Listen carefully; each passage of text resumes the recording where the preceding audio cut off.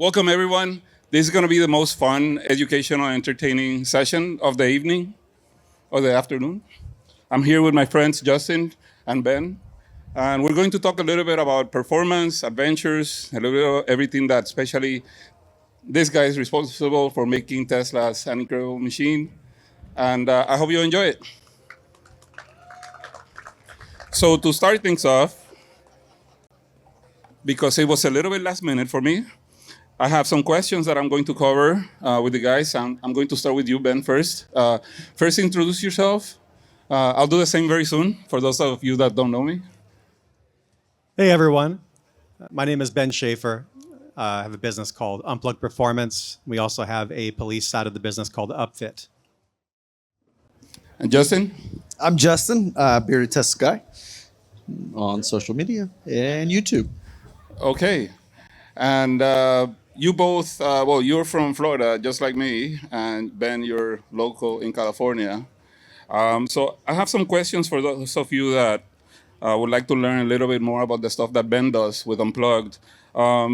Here's one thing that I was very curious, Ben. How is it that Unplugged Performance has modified Teslas for police use, like the Vegas and Qatar deployments, for example? Yeah, so first of all, we stand on the shoulders of giants. And what I mean by that in particular is that Tesla has made the most compelling EVs, and at this modern time and point, the most compelling vehicles, period. What a Tesla can do just outperforms any type of vehicle, regardless of how the drivetrain and propulsion functions.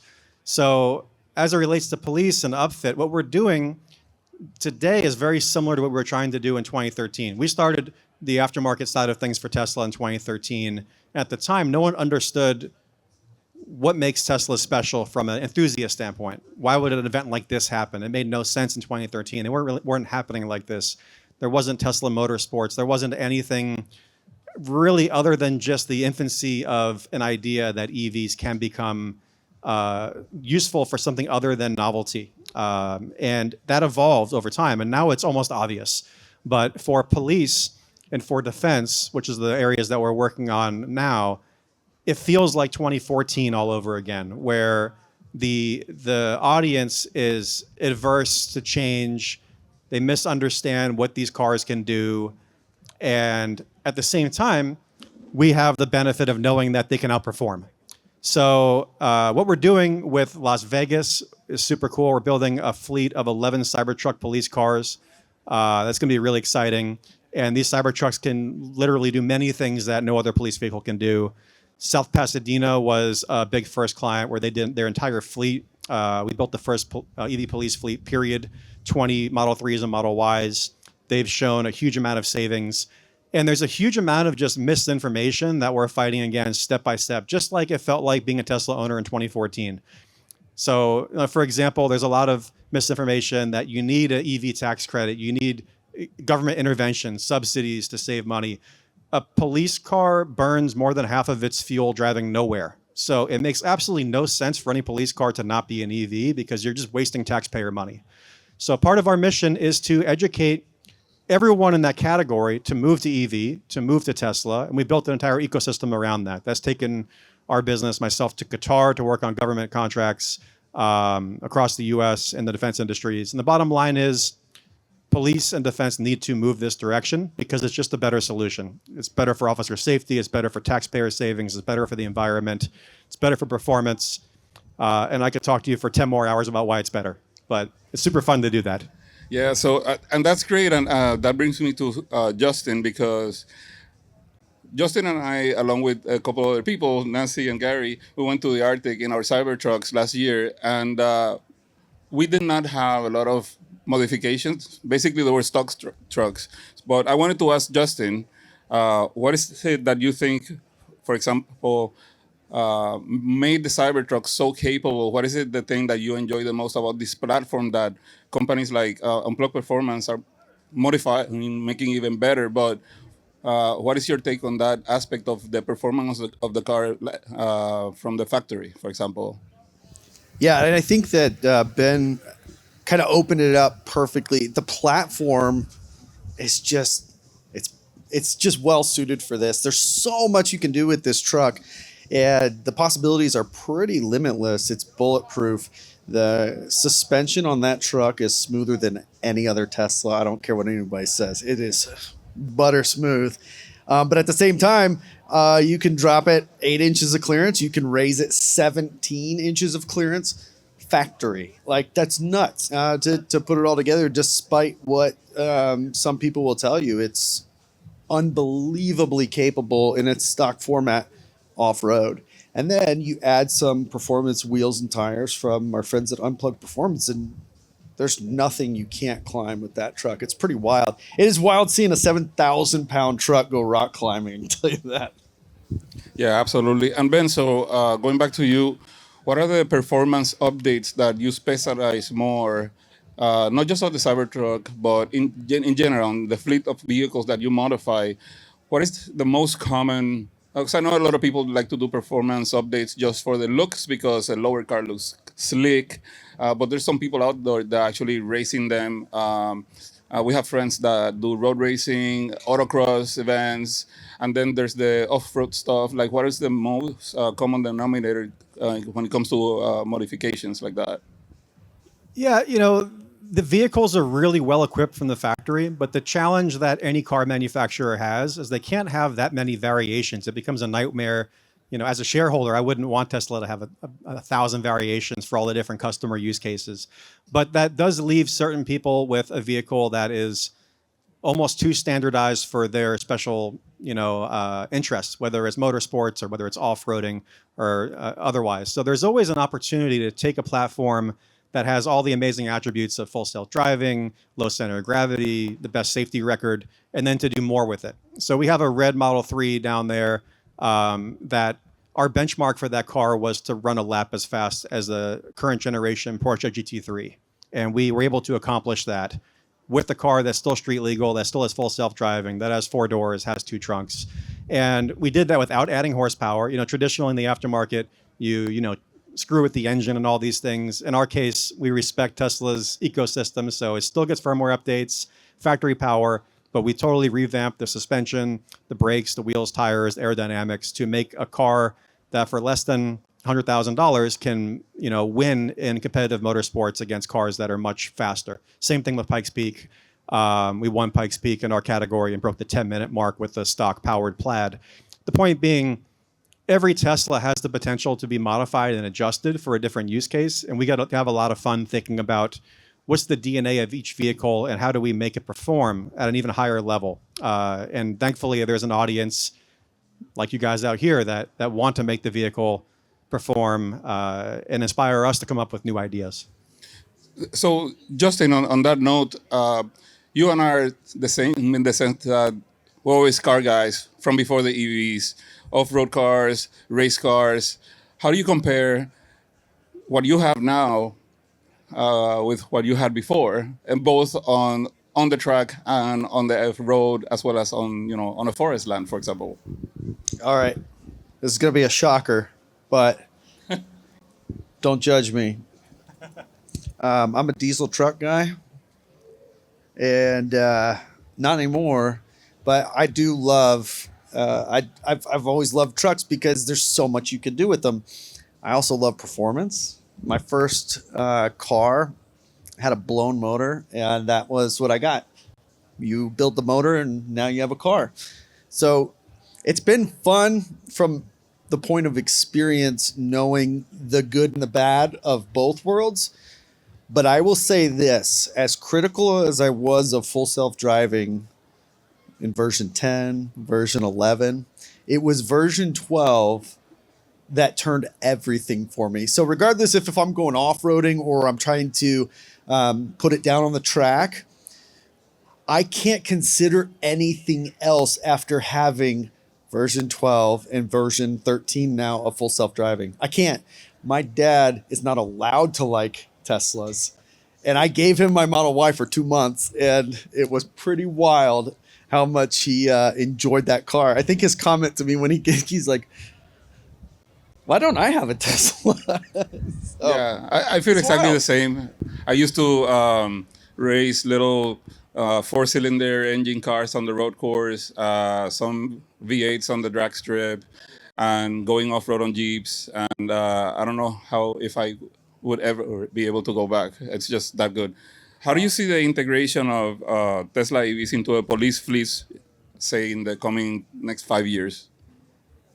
I think most buyers, but police especially, are accustomed to buying what they know. And it's always a bit risky being the first to do anything, just like it was risky to buy the first Model S. You had to be someone who really believed in the mission. It wasn't obvious. These days, it's obvious that buying a Model Y or a Model 3 is the safest car for your family and has the best running costs. It's pretty much a known thing. It's not controversial. For police departments, they still have to get over the hurdle of is it something conceptually that saves money and is great for officers, or does it actually perform? Thankfully, we have the data behind us, but that's the push, is just getting people normalized with the idea that this does work, even though the facts are very clear. And the best thing that we can do, and we are doing, is getting butts in seats. We have cars touring the nation at police departments, letting them drive Cybertrucks and Model Ys. They clearly outperform anything else out there, but you have to experience it. There's no amount of cold calling or emails or people harassing about, oh, get a Tesla because it's the right thing to do. If you drive it, you know it's the right thing to do because you know how it performs, and then the numbers speak for themselves. So I think one of the key closing thoughts I have out here, given you all are here out of pure passion, the best thing we can all do is exactly what these guys on each of my sides did, which is love your cars, use them a lot, share stories, go do crazy stuff, drive into the middle of nowhere and make videos about it. Go to the racetrack and race, go talk to your friends about how awesome your cars are. It's really enthusiast culture that is the best marketing tool to illustrate how great these vehicles are. Nothing tells the story like happy people with great experiences doing it. And that's what connects the whole thing together, are people like us. And to draw it back to your question, every police officer that buys one of our vehicles influences the next one. And that's how it works. You got to get people just to spread the word. How many police departments, if are already using these modified versions of the Tesla vehicles?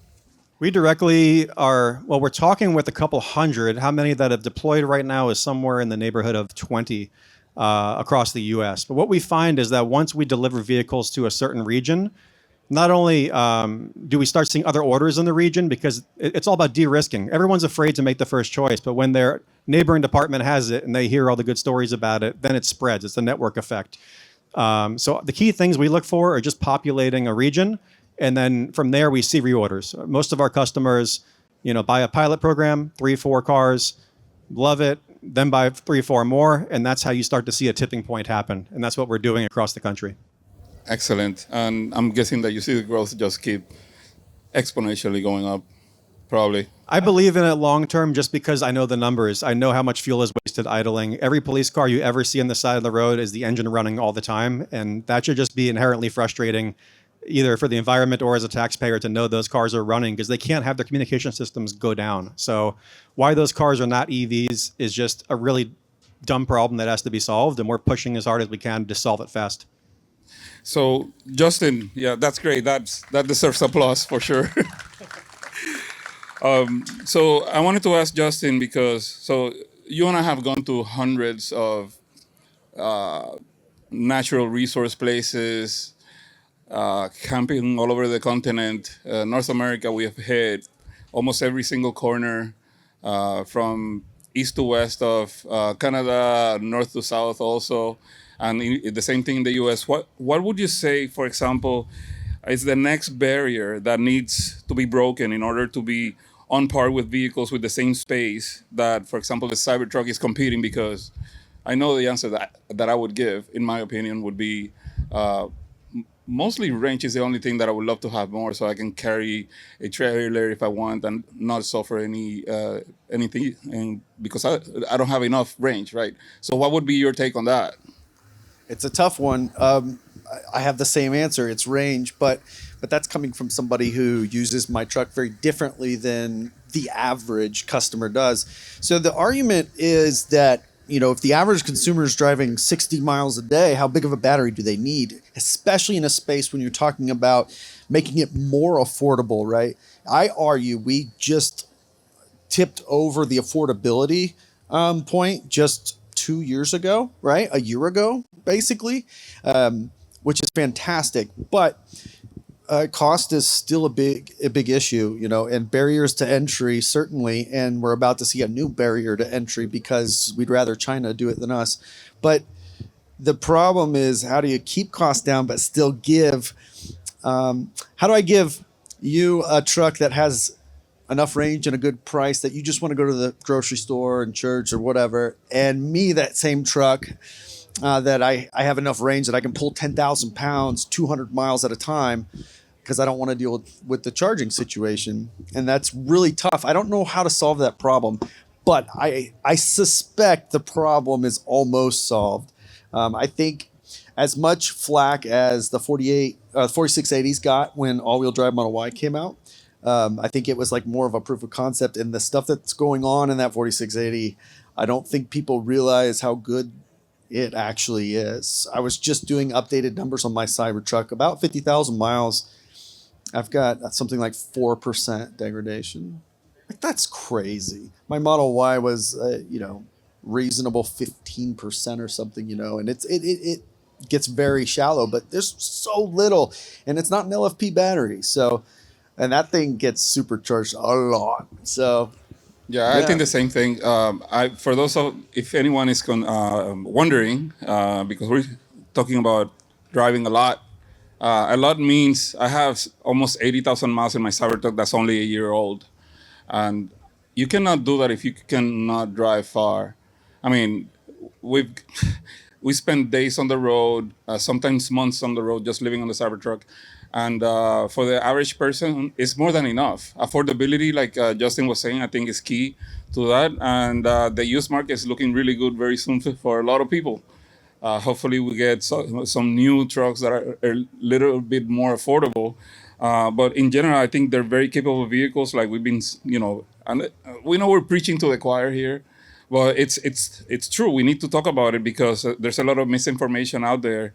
So I think if you guys want to provide any additional information in terms of venue performance, limitations, things that, because I know that Tesla is working constantly, working very hard on making these cars that are already the best cars out there, or pretty much making them even better. So what would you say about that? Every year Teslas get better, which makes our experiences better. It makes my job better because it opens up more use cases.